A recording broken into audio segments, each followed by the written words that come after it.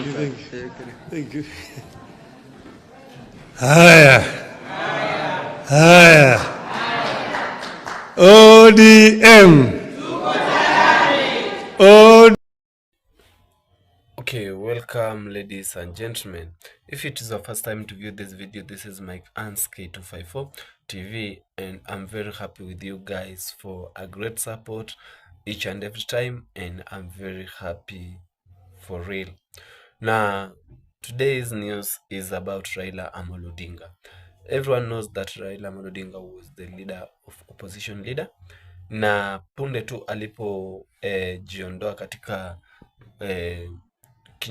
upinzani akajiunga na serikali ya William Samoei Ruto, na hapo ndipo vita vilianza baina yake na wanachama wengine. Maneno yakawa yanajitokeza kwa wingi mno, maneno yakawa yanasemekana, kila mtu anasema maneno ambayo ni ya kwake tu. Lakini juzi Raila Amolo Odinga amevunja kimya chake na kusema ya kwamba watu wanasema ODM imeanguka, ODM imepasuka. Nataka niwaeleze ya kwamba ODM hijapasuka na ODM inajipanga na mipango zipo. Je, ni mipango zipi ambazo Raila Amolo Odinga ako nazo? Tazama hii video kisha nitakuja kwa uchambuzi rasmi. Asante, tunapenda kutazama, kumbuka kusubscribe, kulike na kushare. Shukran. ODM. Asante sana, you may be seated. Today you learned all protocols observed. Hamjambo. Hamjambo tena.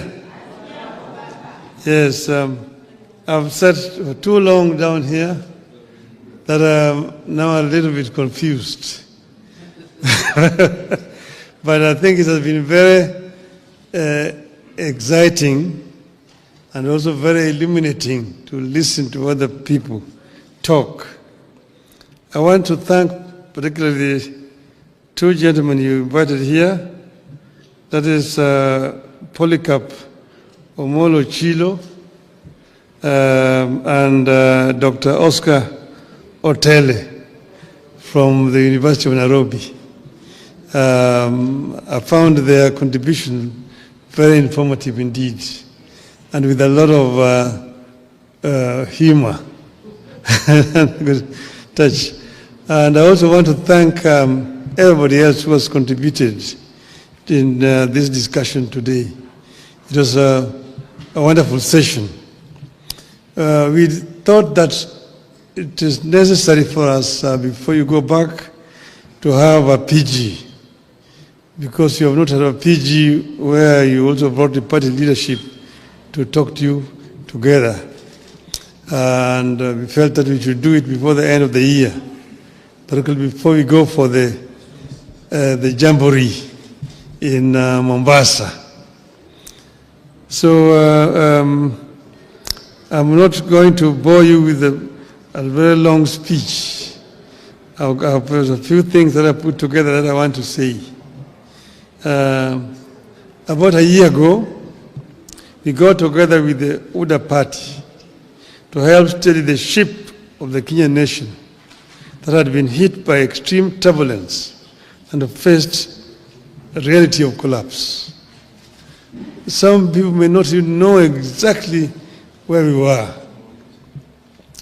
but because I had a first inside impression of what was happening, we were very much almost on the precipice.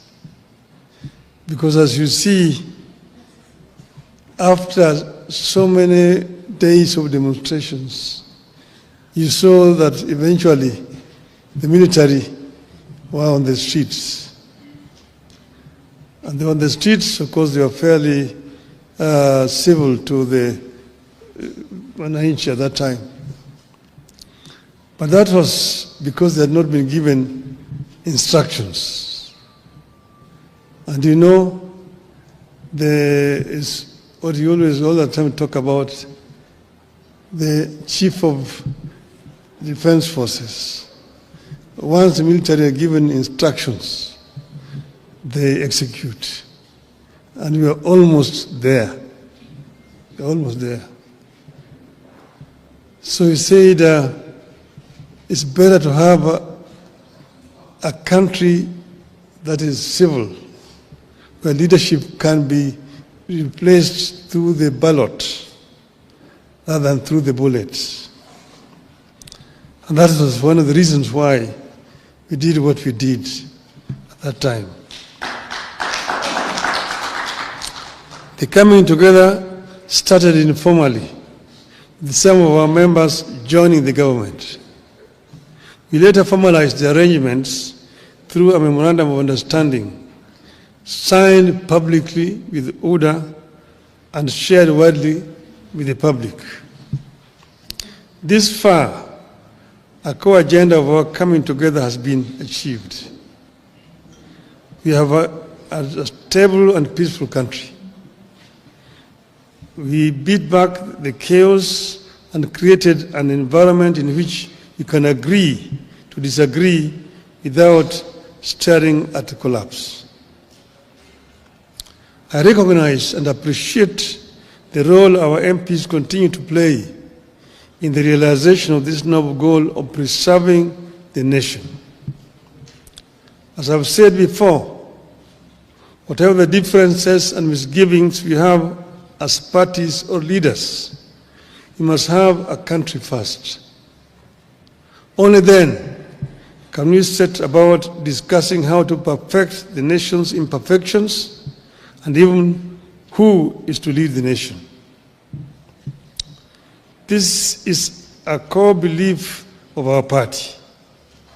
We stand for and with the country and act in the interest of the people of Kenya.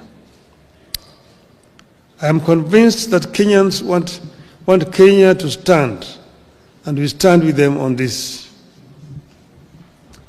Ronald Reagan used to tell Americans, and I quote, "If we ever forget that we are one nation under God, then we will be a nation gone under." Unquote. As Kenyans, we know only too well what happened to nations that went under.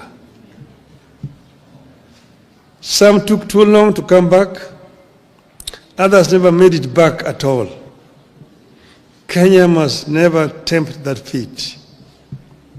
As a party, we must never be ashamed to remind the people that we can never accept collapse as an alternative path to power.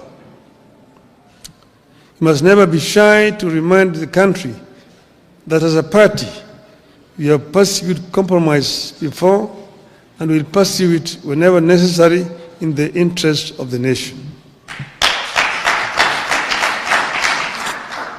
We had the option of taking it out to the bitter end in 2007-2008.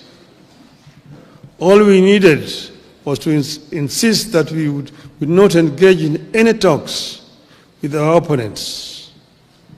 But we saw the danger of Kenya collapsing, and we opted for compromise for the sake of Kenya.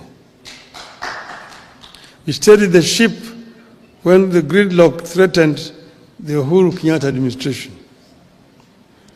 In order to make the country move forward and pass some of the agenda that was seen to be pro-people between 2018 and 2022, ODM had lent a hand. We asked for no titles or positions in return. We insisted only on better policies and programs for the people of Kenya and reforms so that we would not witness the repeat of what had happened in 2017.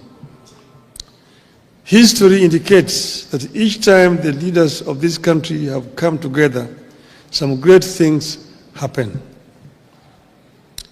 We got the 2010 Constitution because we made compromises with the President Daniel Arap Moi and made him appreciate that it was in his interest, as well as the country's, to midwife a new constitution.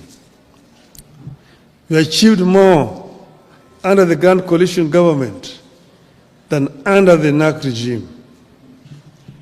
The NAC regime swept to power in a wave of popularity, but quickly got hijacked by isolationists and quickly lost the plot to tribal demagogues. Over time, we have appreciated that it takes teamwork to get any edifice, a country included, back on the right track. Today, we are again seeing early fruits of cooperation between political parties. By blending what ODM has always believed in with what ODA believes in, we came up with their widely accepted 2025-2026 budget.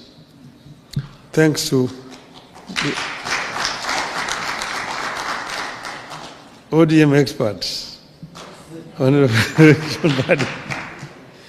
We have also come up with programs to implement agreements like the NARCO report and the MOU that lay ground for the realization of our broader national ambitions.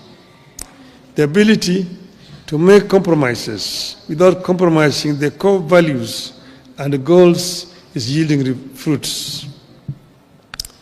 We are not out of the woods yet, but we are in a better place today than at this time in 2024 or this time in 2023. Much work remains to be done in the pursuit of a stable, equitable, and prosperous country that delivers to the citizens. It will require firm and resolute leadership, regular consultations, more sobriety, and constant focus on the needs of the people. I mention sobriety because in times like this, it is possible for politicians to spend more time listening to the echoes of their own voices and the cheers from the masses, and forget that we are leaders and we are supposed to be leading.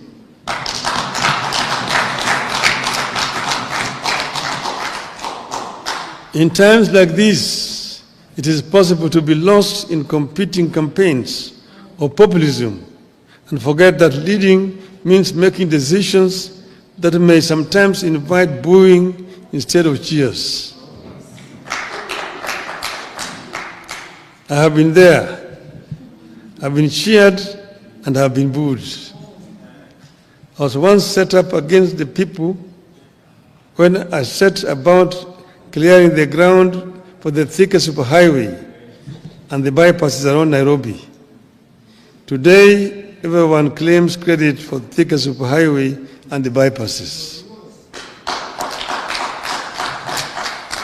My colleagues in Parliament once disowned me when, together with KANU, I championed the Constitution Review Commission that laid the groundwork for what became the 2010 Constitution and which everyone claims credit for today. So my appeal to you as we embark on some of the legislative agenda coming up is that you should never feel powerless or feel like giving up because populists around you are seeking popularity at the expense of leadership. When they call you Baba and someone sets the homestead on fire, does Baba join the burning of the homestead just because it looks like exciting, or does Baba help to put out the fire? Does Baba release his sons and daughters to add fuel to the fire, or does Baba ask his children to fetch water? I know you know the answer. There's a time to lead and a time to acknowledge cheers. Popularity surges and wanes. Cheering masses come, change, and go. But solid service to the nation, brought against all odds, stands the test of history. Today, I charge you to soldier on in this cause. It is good for our people. It is good for our country. If you act out of conviction, if you put the people at the heart of your maneuvers, if you are sure that our actions are in line with our ideals as a party and our aspirations as a country, the lack of history will be on our side. And I've said, as has been said by Dr. Oscar Hotel there, he told you, stand for what is right for the party. And look at what we have signed. And we must remain as ODM. And we've signed and agreed that we will work together up to 2027. We have not passed any resolution as a party to say how we are going to go into the election of 2027. So wherever you are, don't commit the party to some things which have not been discussed. Let those things be discussed first. We are ODM. Who's told you that ODM will not have a candidate in 2027? Who has told you? So first, think as ODM. We have a clear plan that we have negotiated and we have agreed on, and let us continue to implement that plan. Other decisions we'll take when the time comes. Finally, first, I want to thank Mbadi for bringing out some of the issues. Like he talked about selling some assets. Kenya Pipeline Corporation. The pipeline is underground from Mombasa through here. Even if you sell it, where is somebody taking it to? It remains very much an asset of Kia. It is just there on the ground. So somebody want to buy it, buy it. That is what Margaret Thatcher told Britons when the Arabs were coming with petrodollars to buy historical buildings in the UK. She said, even if they buy Buckingham Palace, where are they going to take it? It remains here. Your asset. It's an idle asset. Sell it so that you get money instead of going to borrow. Make money to invest instead of going to borrow here. I want to sell the shares of Safaricom. Why not? Why don't you sell the shares of Safaricom? It just remains here in the country. This is what my friend, the Indian Prime Minister, Mr. Narendra Modi, has done in India. When he invited me to go to Gujarat as chief minister then, I went as a chief guest in what is called a vibrant Gujarat. And there were many people who had been invited from outside India. And I was in a panel discussion with some of the Indian conglomerates, the Tata, Ratan Tata, the Adani groups, and all this together. And we saw how many deals were being signed, people coming to invest in Gujarat. State of Gujarat is one of the states of India.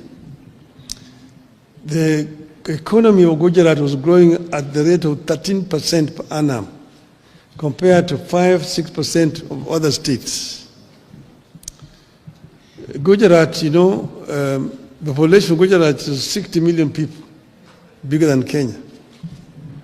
So I asked Bodhi, how did you manage to achieve this? He went into his bookshelf and brought me a piece of legislation. He said, this is the secret.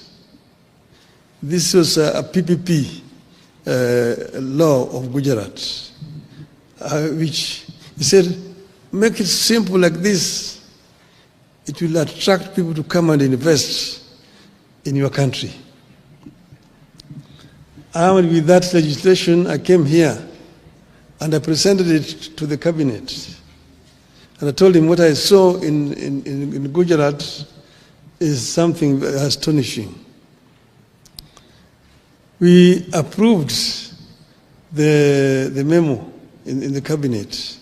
It was then given to the then Minister for Finance, who was acting Mr. Michuki, to go and prepare a cabinet memo.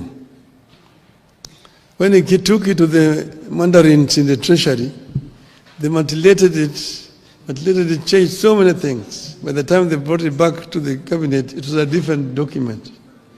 I told them, who will come, who will want to risk his capital with this kind of things you put in this law? It was passed and brought to Parliament, passed, no investors came because there were so many restrictions and private capital is risk shy. But when I was there, they took me. They took us. I was in that delegation as a prime minister. I'd gone with the current prime cabinet minister, Mr. Mudavadi.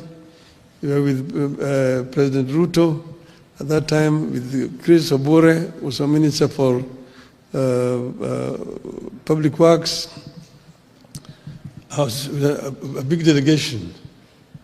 We were taken to a place called Mundra, a port, where they had built, Modi had given just land to Adanis, 5,000 hectares of land, marshland near the sea. They drained that land and built a port. So they were using that port to import coal from Indonesia. And they put up a power plant, 4,600 megawatts of power. Then the Tata group followed suit and also built a similar plant, 4,600 megawatts there. So a total of 9,600 megawatts was being generated from that port alone. Our total generation capacity in this country today is not even 3,000. That's from that port. And then they built a railway line, 100 kilometers to join with the national railway system. A sleeping village of 5,000 people rose to become a town of 200,000, eventually now 500,000 people. And investors came to invest in that place.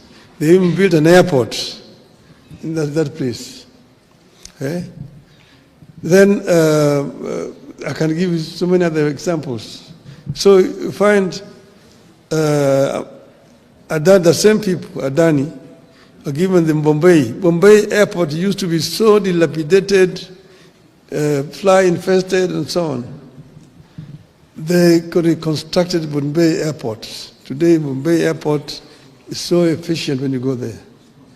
You go and look at the Delhi airports. When Modi eventually became Prime Minister of India, he now replicated what he had done in Gujarat in the whole of India. Within the time that he has been the Prime Minister for 10 years, they have constructed 130,000 kilometers of railway line through PPP. They have, in almost every state in India has got 2 international airports in India. All this being done through PPPs. And that's why when Adani came here to want to do this airport, and too much noise was being made in Parliament, for no reason at all, they pulled out. The Red airport is just like here, it is. It is as it is. They are not taking it away. They are bringing their money to do it. They are bringing their money to do it. And they will charge for over 30 years so that they don't charge so highly. That's what would have happened. Now, a similar arrangement is happening in Kigali. So the Qataris are building a Kigali International Airport in the same terms like Adani wanted to do here.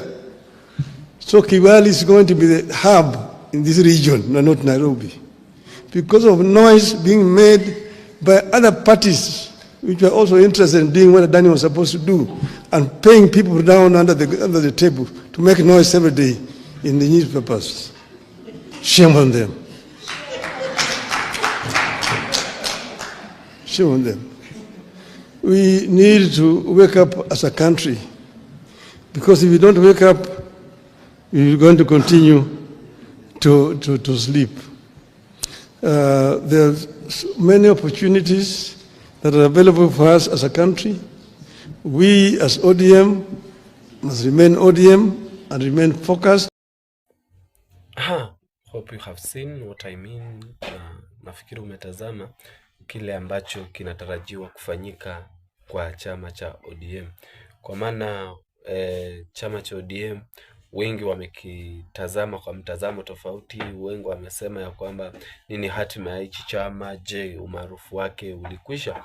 Lakini hivi karibuni tumesikia kwamba Raila Odinga amevunja kimya chake na kusema ya kwamba chama kipo na chama bado kipo imara, na chama kitatoa mgombea kiti mwaka 2027. Je, ni nani hasa atasimama na chama cha ODM? Ni nani hasa ambaye atapeperusha bendera ya chama cha ODM? Kwa maana tunaona kwamba hata kwenye mkutano ambao waliuandaa, Edwin Sifuna hakuwa kwenye huo mkutano, na kama Edwin Sifuna hakuwa kwenye mkutano na yeye ndiye aliyekuwa, so swali ni je, ni nani atasimama? Kwa maana yeye alisema ya kwamba huo mkutano hawakumhusisha na ni mkutano wa chama na kinara wa chama ndiye aliyewahitaji, na yeye hakuhudhuria kwenye mkutano. Sasa inamaanisha nini, mtazamaji mpendwa? Je, Edwin Sifuna amejiuzulu kutoka kwenye chama cha ODM ama vipi? Na kama amejiuzulu, mbona viwe jinsi ilivyo? Na so is a high time. Hatujui nani atasimama kwa chama cha ODM. So wacha tuone nini hasa kitafanyika, kwa sababu siku nazo zinazidi kuenda, kila mtu ananoa makali upande wake na kila mtu anasema ya kwake. So sijui wewe umejipanga vipi, ama wewe unaona ni nani hasa atasimama kwenye chama cha ODM? Je, ni Raila Odinga atasimama bado kwenye chama cha ODM ama watasimamisha nani? Kwa sababu hatujui hatima yao ni ipi na hatujui nini hasa kitafanyika. So asante kwa kutazama, kisha tukutane kwenye video nyingine.